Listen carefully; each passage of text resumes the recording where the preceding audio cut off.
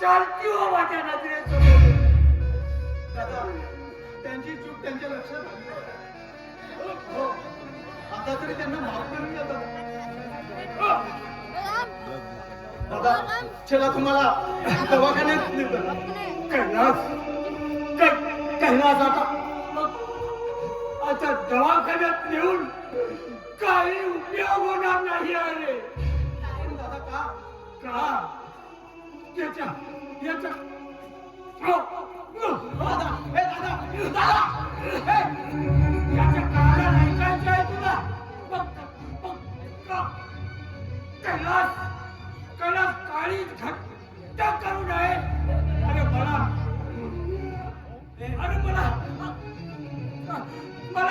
मला blood cancer झालाय.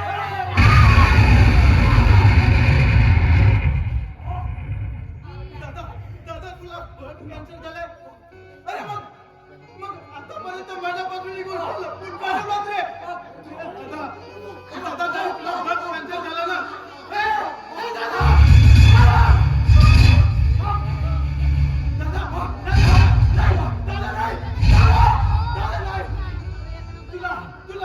तुला शहरातल्या सर्वात मोठ्या हॉस्पिटलमध्ये नेणार.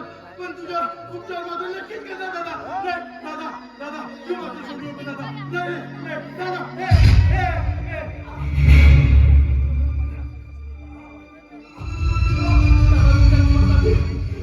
तेवढं पैसे खर्च करायला तयार आहे दादा. कैलास वाटेल तेवढा पैसा खर्च करायला तयार आहेस. मी आता नाही जगू शकत रे.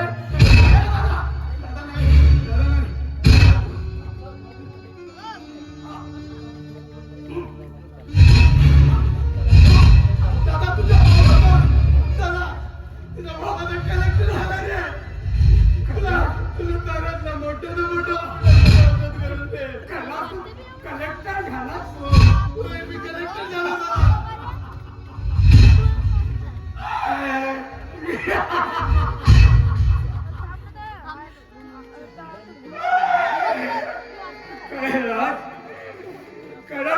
माझी एक इच्छा पूर्ण केलायस तू.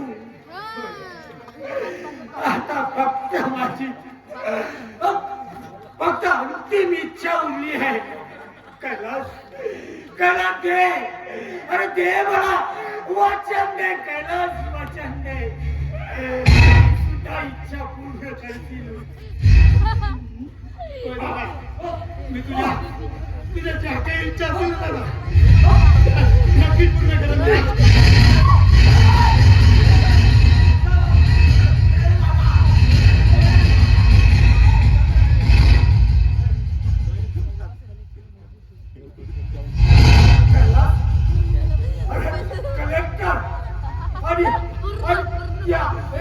या विदर्भाच्या माझ्या गरीब शेतकरी या दोघांमधील कलेक्टर हा एक दुवा असतोय. आधार स्तंभ असतोय. आणि म्हणून या विदर्भातील माझ्या गरीब शेतकऱ्यांच्या मूलभूत गरजांकडे लक्ष दे. अरे त्यांच्या गरजांचा पाठपुरावा कर.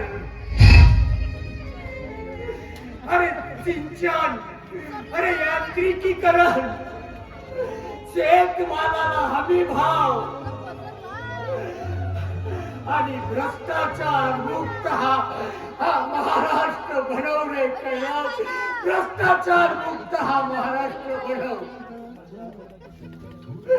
आणि एवढं जरी तू केलास ना तर या महाराष्ट्राच्या गरीब शेतकऱ्यावर कधी आत्महत्या करण्याची पाळी येणार नाही. कधी पाळी येणार नाही.